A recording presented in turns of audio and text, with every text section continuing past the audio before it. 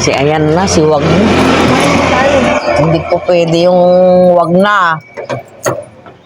Alam mo, puro kakapalpakan din eh. Pag may nangyari, sabihin mo, ikaw kasi, puro kasi wag na eh.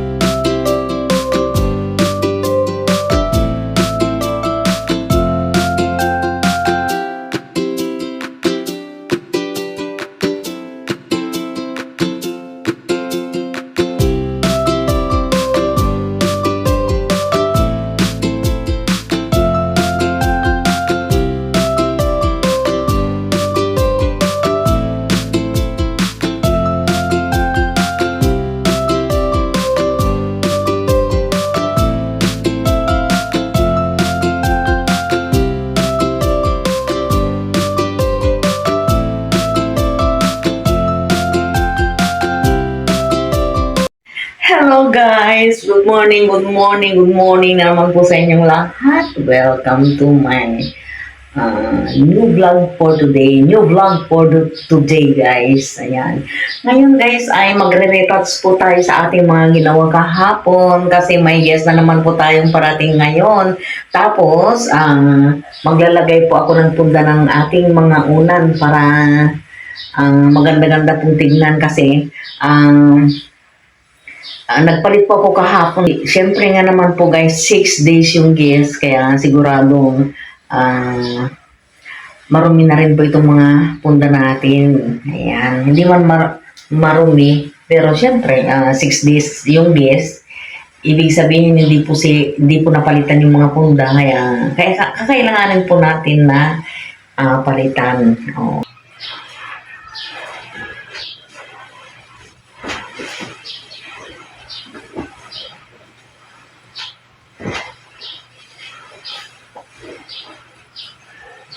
Pagkatapos ko pong malagyan lahat ito ng punda, tatahian ko ito para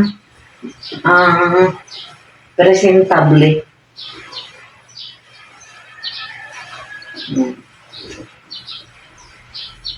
Pagkatapos ng 2 nights na guest guys, ang susunod ay 15 nights. 15 nights ang susunod naming guest. Mahaba-haba na naman na bakasyon ni Inday. Ay, naku Diyos ko. Dapat maaga pa na ikabit ko na itong mga ito. Kaya lang, naku, maaga na namang nag-alboroto ang inyong dodo. Mahirap intindihin eh. Kasi yung namin, yung bukasan ng namin, ng shower namin, yung sa may shared bathroom, nasira, naputol yung niya, yung adyasan niya. Total, may bukasan pa naman, bukod po doon sa may bukasan ng para sa may shower heads niya guys. Malakas pa naman yung niya, pressure niya. Kaya sabi ko, baka po pwedeng paglabas na lang nitong 2 nights na guest namin. Dahil sa totoo lang, hindi pa ako komportable yung linis nito. Baka mamaya magahol ako, matagalan ako doon sa pupuntahan ko. Siyempre, maghahanap-hanap kami ng guys, ng ano bang tawag nito?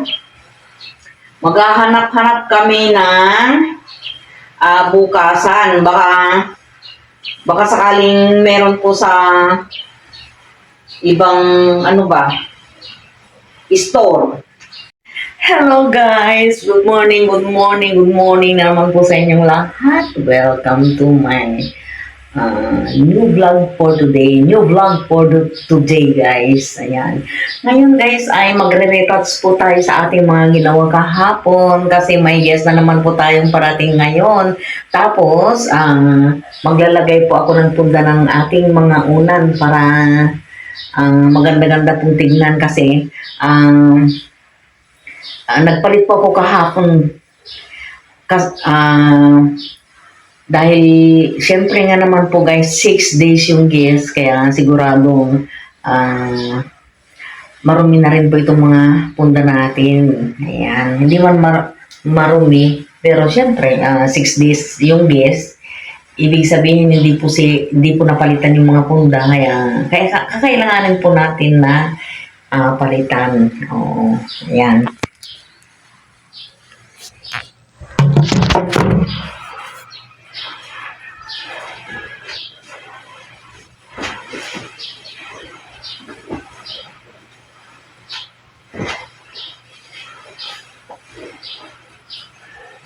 Pagkatapos ko pong malagyan lahat ito ng punda, tatahian ko ito para presentable.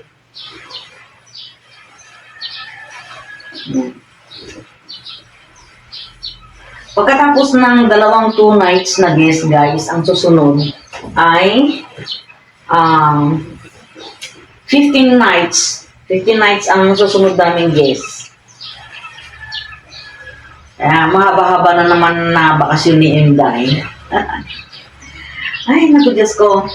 Dapat maaga pa na ikabit ko na itong mga ito. Kaya lang, naku, maaga na namang nag-alboroto ang inyong dodo. Mahirap intindihin eh.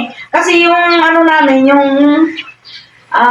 yung bukasan ng namin, ng shower namin, yung sa may shared bathroom, nasira, naputol yung yung adyasan niya. Total, may bukasan pa naman, bukod po doon sa may bukasan ng para sa may shower heads niya guys. Malakas pa naman yung pressure niya. Kaya sabi ko, baka po pwedeng paglabas na lang nitong 2 nights na guest namin. Dahil sa totoo lang, hindi pa ako komportable yung linis dito. Baka mamaya magahol ako, matagalan ako doon sa pupuntahan ko. Siyempre, maghahanap-hanap kami ng guys, ng bang tawag nito? Maghahanap-hanap kami ng bukasan. Baka sakaling meron po sa ibang store. Katulad po niyan yung bukasan po dito sa kabila, dito sa shower namin dito sa ibaba. May nabili po kami na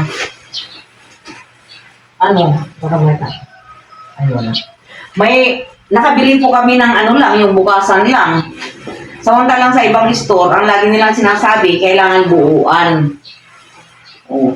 Malay mo, makabili mo kami uli doon sa namin, doon sa pinanggalingan, doon sa binilhan namin nung isa. Yan. Diba guys? Pwede naman namin puntahan mamaya pagkatapos ng paglilinis ko dito eh.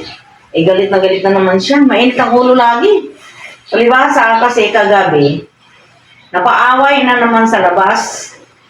Ngayon, inuutusan niya ako makikipag-usap dun sa kaaway niya. Alam nyo guys, pagdating sa mga ganyan kasi hindi ako konsentidorang tao eh. Kaya mong, pinasok mo, kaya mong lusutan. Bakit ako makikipag-usap? Kayo yung nag-away eh. Hindi ko ipapahamak ang sarili ko. Buti kung lasinggero ako, di ba? Lasinggera ako. Yun lagi yung sinasabi ko sa kanya, pagdating sa mga kasalanan mo sa labas, huwag mo akong idadamay. Hindi ka mapapaaway kung hindi ka nagipag-inuman sa labas. Eh, matigas ang ulo mo eh. Kahit noon pa man guys, kahit noon pa man, hindi talaga ako humaharap sa mga problema niya pagdating sa mga away-away na ganyan. Hindi. Kung kung nagka-problema man siya tungkol sa pamilya niya, yung halimbawa sa pangangailangan ng pamilya, tutulungan ko siya. Hindi naman pang pamilya yun eh, pang bisyo yun eh. Sorry siya.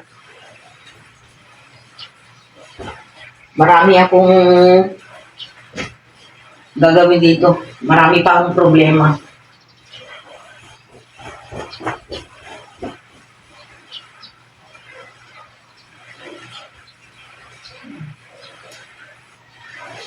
Gumagawa siya ng paraan para ako naman yung pag-initan niya. Ang aga-aga, nagmumura.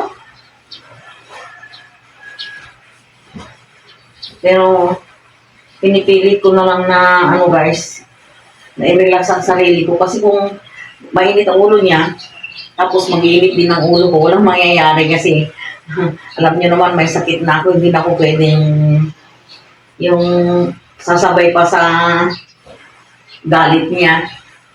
Baka una pa akong aatakihin sa kanya kasi unang-una yung high blood ko ba guys, sobra. Madali akong hingalin.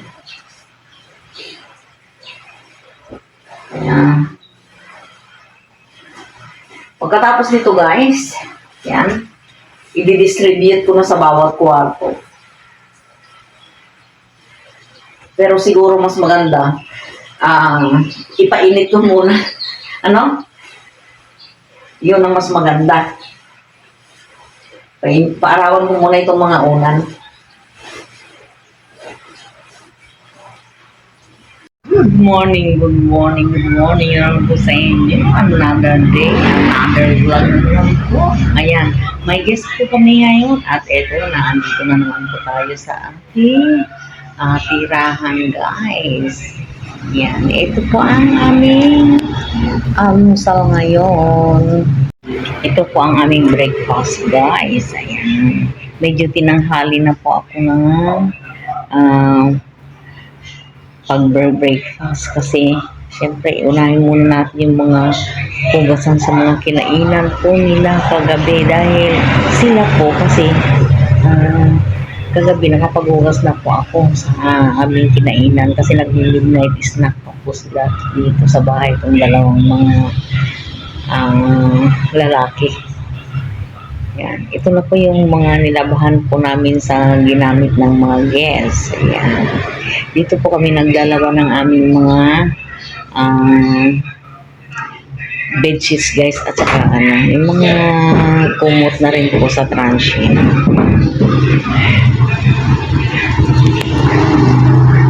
Guys, medyo magpasensya na po ninyo itong aming mga halat dito. Pero ngayon, walang guest. Dito naman pa ako maglilinis. Ayan. Ito po yung higaan ko dito sa ibaba. Medyo nakalimutan ko yata yung cover ng aking higaan guys. Hindi pa na itatakip po dito. Dito na lang po kami natutulog kasi masyado po mainit doon po sa itaas. Ayan. Itong tirahan po namin may may second floor, may dalawang kwarto. Isa sa aming mag-asawa at isa rin po sa aking anak na binata. Ayan. Ayan po yung aming bigas. Oh. Bali, ito po, ang laman nito, damit ko. Tinatamad na rin po ako umakyat sa itaas. Mayroon po kaming TV dito. Medyo may kaguluhan lang po siyempre dahil wala naman po kami araw-araw dito. Naandun po kami sa transient, lalo na kung araw-araw may guest. Ayan. Pero ngayon, 2 nights yung guest, kaya maasikaso ko na rin po ito. Maglilinis na rin po ako. Yan. Andiyan na po yung kaibigan ng asawa ko. Ngayon, palis na po yung anak ko. Papuntang school na interview po sila ngayon. Yan, alisin na po natin itong nakapatong dito. Ito po yung mga kalat nila kagabi, oh. Araw-araw po sila nag-inuman. Ayan yung chaser nila. Ayan na po yung nilabahan ng anak ko. Mga damit niya. Ito po yung mga namin dito. Nakapag-harvest na rin po ako kahapon. Hindi ko na naipakita sa inyo. Ganda ng mga bunga, di ba? Hindi ko pa kukuhanin ito. Kasi palagay ko, at sa tingin ko guys, lalaki pa ito. Awa naman ng Diyos. Ayan. Parami naman na ng parami yung mga dito. Anong tawag dito, Lito? Oh, hindi, anong tawag dito sa mga tumutubo na ito? Hindi tawag na yan. Ayan, mga talbos. Ayan. Oh, dadami na rin po yung mga talbos. Pagka yan ay namunga guys, talagang babapakinabangan ni Inday yan. Ito palang aming guava. Ayan. Bayabas. Ayan. Yung wish ko guys ay talagang natupad na ni Lord. May mga may mga bunga na po namumulaklak na. Ayan. Hindi pala bunga, bulaklak pala dahil hindi ko ba nakikita yung tunay na bunga. Ayan lang, kung nakikita ninyo. Ayan. Ito, marami na namang dahon. Pwede na naman tayong magmunggo. May munggo ako doon eh. Nag-aabang. Ito po, makopa. Yan, sana lumaki na rin po itong mga kanya. Magkabunga na rin. Hindi yung puro bulaklak na lang.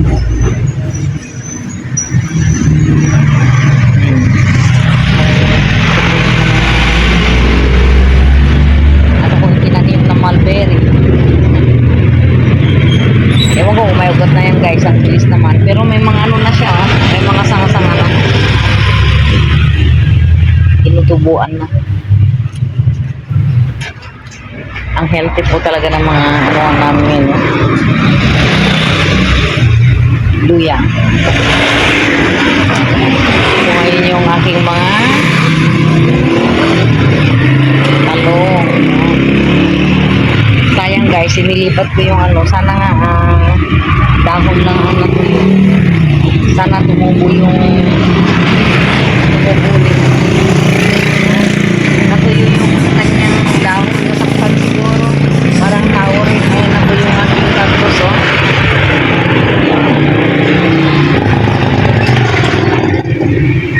Ayan na po yung isang malaki na. Ito yung bagong tanim kong tanglad. Ito na yung kangkong ko. May kangkong naman ko ako dito.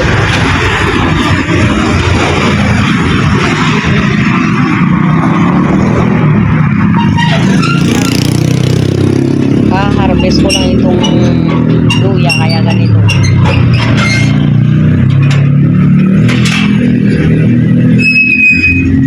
Yan. Ayan yung aking kangkong. At least sigurado na healthy, malinis. Ano ba naman tong silito naman, no?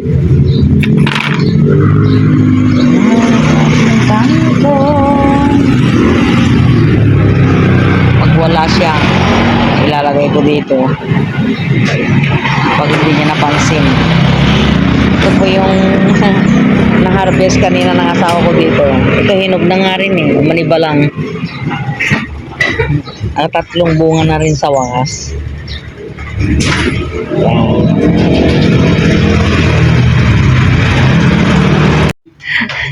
So, ngayon naman guys, ito na naman po ang panibagong yugto ng aming buhay guys.